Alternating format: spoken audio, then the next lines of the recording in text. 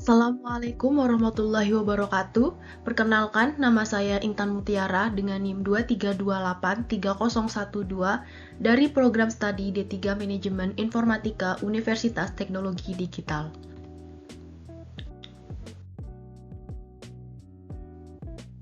Pada kesempatan kali ini, saya akan membahas materi mengenai peran IMK dalam pengembangan teknologi informasi.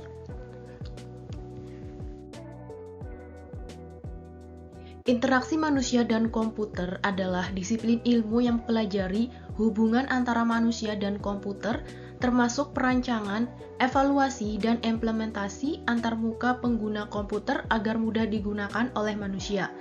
IMK berfokus pada bagaimana manusia berinteraksi dengan komputer dan bagaimana sistem komputer dapat dirancang agar lebih mudah digunakan, efisien, dan menyenangkan bagi pengguna.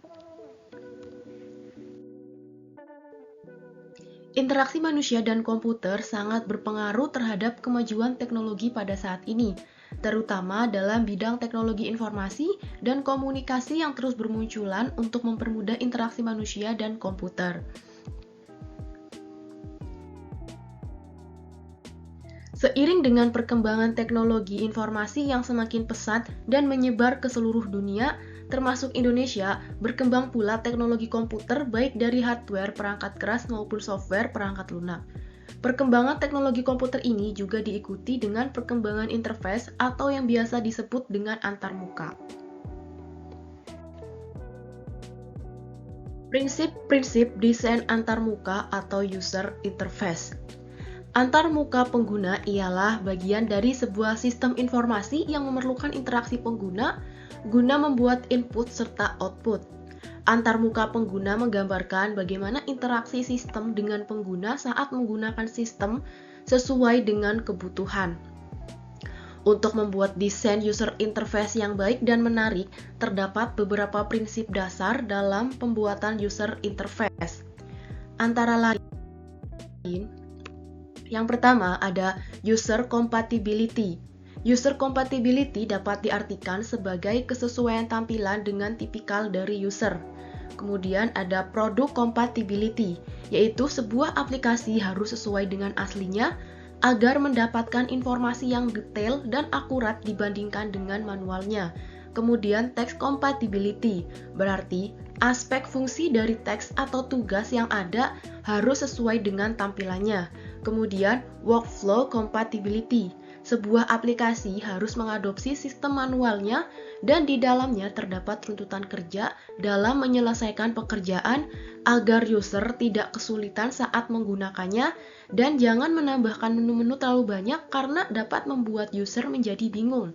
Kemudian ada konsistensi, yaitu sebuah sistem harus sesuai dengan sistem nyata serta sesuai dengan produk yang dihasilkan. Oleh karena itu, desainer harus memperhatikan hal-hal yang bersifat konsisten pada saat merancang interface. Kemudian ada familiarity. Sebisa mungkin, desain interface dibuat pada umumnya dari tata letak maupun modelnya agar membantu user untuk cepat beradaptasi dengan sistem. Kemudian ada simplicity. Kesederhanaan perlu diperhatikan dalam membangun sebuah interface karena user lebih senang dengan hal yang sederhana tetapi berbobot. Kemudian ada direct manipulation, yaitu sistem harus mempunyai media atau tools yang dapat merubah interface sesuai keinginan user supaya user tidak merasa bosan dengan tampilan yang monoton.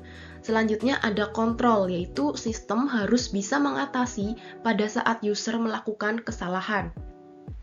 Kemudian ada what you see is what you get, yaitu apa yang didapat adalah apa yang dilihatnya.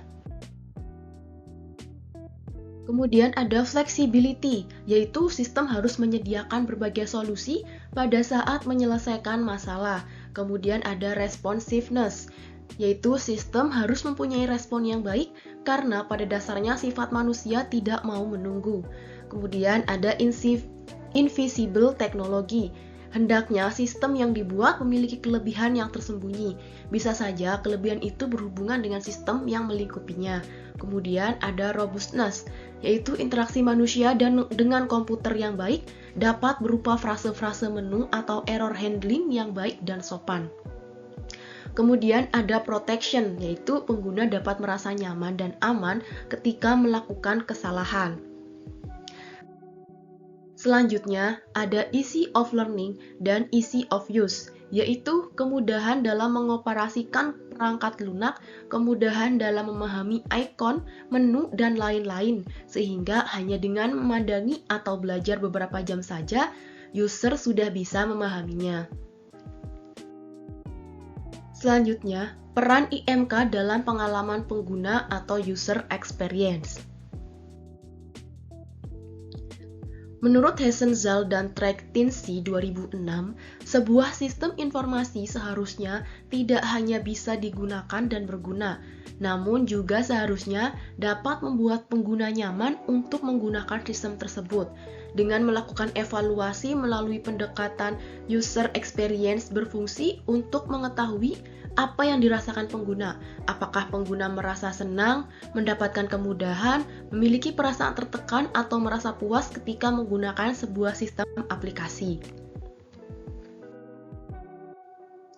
User experience bukan hanya apa yang pengguna lihat, bukan hanya menghasilkan desain yang menarik untuk dipandang, namun dapat menjawab mengapa desain tersebut seperti itu. Desain yang mampu membuat perasaan pengguna nyaman ketika berhasil memperoleh tujuannya pada saat menggunakan suatu produk. Peran utama IMK dalam pengembangan teknologi informasi. Interaksi manusia dan komputer memainkan peran utama dalam pengembangan dan penggunaan teknologi informasi. Antara lain, yang pertama ada usability dan user experience meliputi membuat sistem teknologi informasi yang mudah digunakan dan meningkatkan user experience. Kemudian ada aksesibilitas, meliputi memastikan aksesibilitas bagi semua orang, memperluas jangkauan dan manfaat teknologi informasi. Kemudian ada produktivitas dan efisiensi, meliputi meningkatkan produktivitas dan meningkatkan efisiensi. Selanjutnya ada kepuasan pengguna, meliputi meningkatkan kepuasan pengguna dan meningkatkan loyalitas pengguna. Kemudian ada inovasi, meliputi seperti mendorong inovasi dan mengembangkan teknologi baru.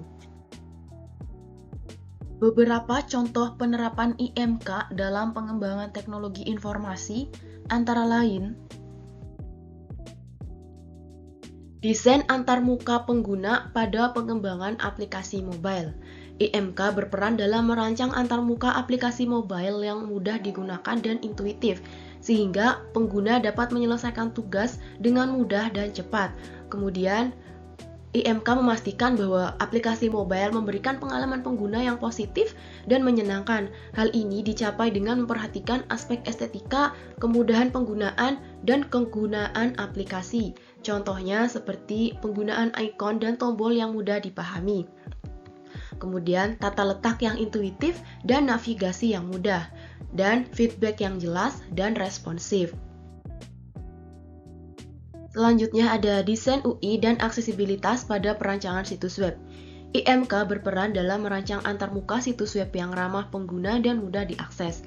Hal ini termasuk penggunaan tipografi yang mudah dibaca, tata letak yang rapi, dan skema warna yang nyaman. IMK juga memastikan bahwa situs web dapat diakses oleh semua orang, termasuk penyandang disabilitas. Hal ini dicapai dengan menggunakan teknologi adaptif dan mengikuti prinsip-prinsip desain aksesibilitas.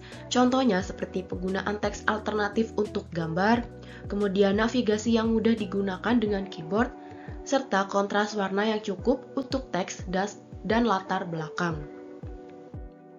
Kemudian, ada desain UI dan usability testing pada pembuatan sistem informasi. IMK berperan dalam merancang antarmuka sistem informasi yang efisien dan membantu meningkatkan produktivitas. Hal ini termasuk penggunaan formulir yang mudah diisi, navigasi yang logis, dan laporan yang mudah dipahami. IMK juga melakukan pengujian usability untuk memastikan bahwa sistem informasi mudah digunakan dan dipahami oleh pengguna. Contohnya seperti penggunaan shortcut keyboard untuk mempercepat tugas, kemudian penyediaan bantuan online dan panduan pengguna, serta penggunaan visualisasi data untuk memudahkan pemahaman informasi. Selanjutnya, Ada desain interaksi dan personalisasi pada pembuatan sistem informasi. IMK berperan dalam merancang interaksi antara pengguna dan asisten virtual agar alami dan mudah dipahami. Ini juga termasuk penggunaan bahasa yang natural, pengenalan suara yang akurat, dan respon yang kontekstual. IMK juga membantu personalisasi asisten virtual agar dapat menyesuaikan diri dengan kebutuhan dan preferensi individual pengguna. Contohnya seperti penggunaan chatbot yang dapat menjawab pertanyaan pengguna dengan cara yang informatif, kemudian penggunaan asisten virtual untuk membantu pengguna menyelesaikan tugas seperti memesan tiket atau melakukan reservasi. Kemudian ada dampak IMK terhadap perkembangan teknologi informasi.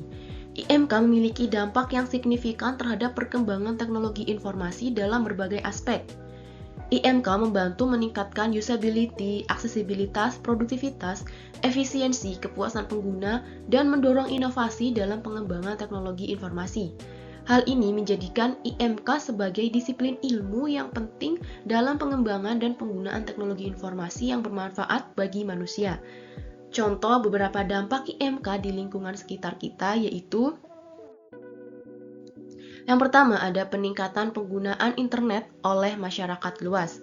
Kemudian pengembangan aplikasi mobile yang mudah digunakan dan intuitif.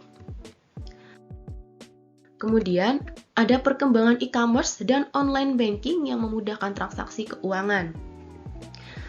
Serta peningkatan penggunaan teknologi asisten virtual untuk membantu menyelesaikan tugas. Demikian pemaparan materi dari saya, semoga bermanfaat buat teman-teman semua. Kurang lebihnya saya mohon maaf. Wassalamualaikum warahmatullahi wabarakatuh.